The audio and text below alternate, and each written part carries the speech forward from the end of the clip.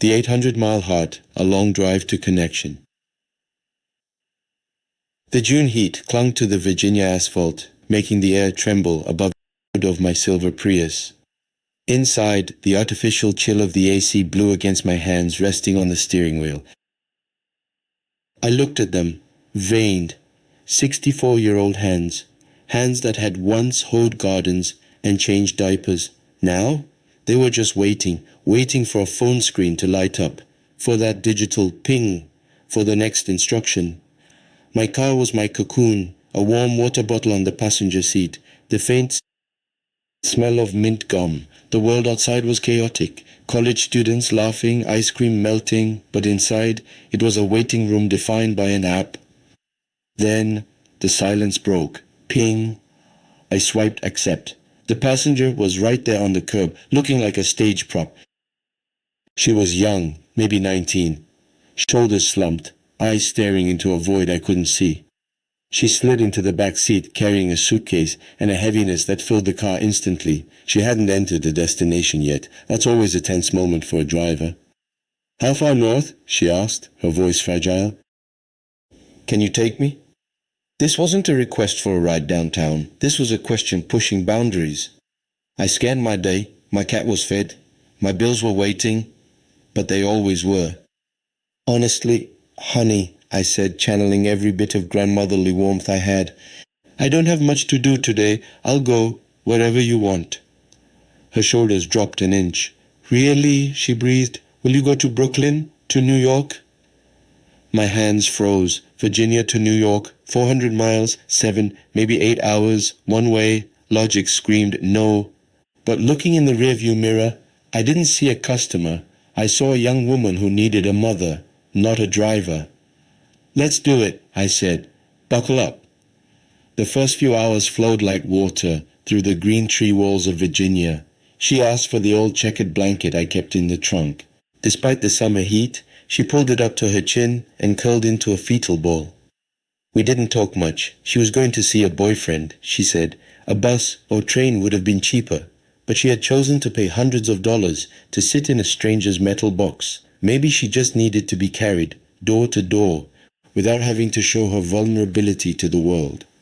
As we crossed into Maryland, the sun began to dip, turning the sky from orange to purple. Driving is a strange form of meditation. Between the white lanes, I watched my own life play out. Regrets, mistakes. Why was I still driving at 64? But today, this mission gave me a strange sense of purpose.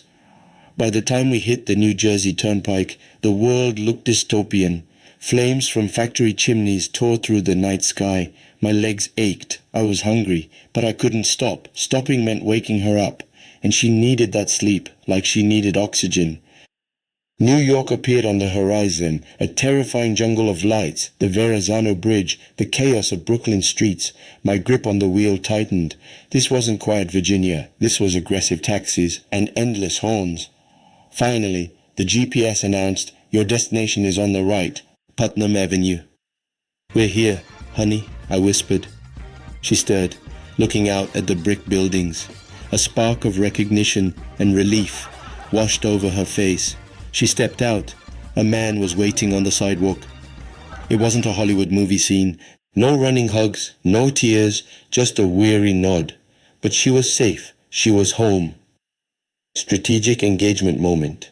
Seeing her safe on that sidewalk was the only reward I really needed.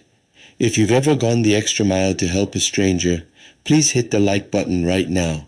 It helps share this story of human connection with more people who need it.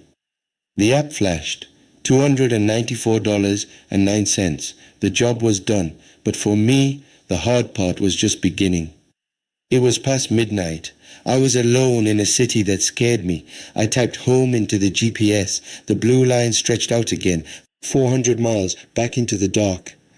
The drive back was a ruthless mirror of the trip up. No sleeping passenger to protect, just empty seats and the smell of old rock songs on the radio. I cracked the window, letting the cold wind slap my face just to stay awake. I started doing the math.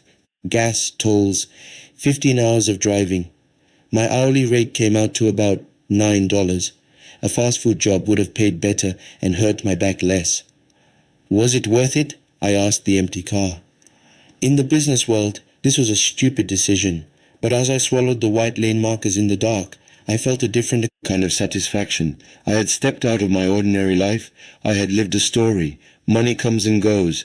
But the look of relief when she said, "Really?" That was permanent. I pulled into my driveway at 3:45 a.m. The silence was deafening. My hands were stuck in the shape of the steering wheel. I could barely open my fingers. 15.5 hours, 800 miles. I crawled into bed, my bones aching. But before I closed my eyes, I smiled.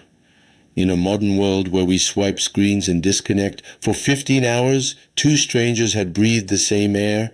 I had delivered her. I had been useful. Some days, you don't drive for the money, you drive to feel human again, and that is always enough.